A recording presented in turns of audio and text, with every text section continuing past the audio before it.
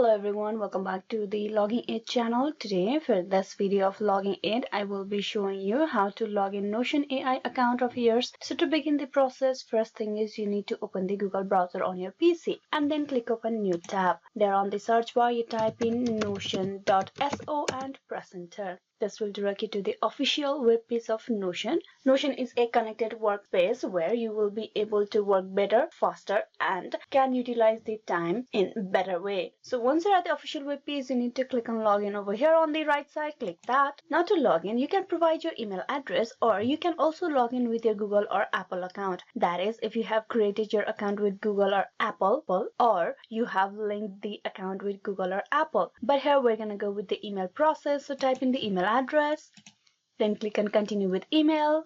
Then after, you will need to provide a password of your account. Type in the password on the text box and then click on continue with password.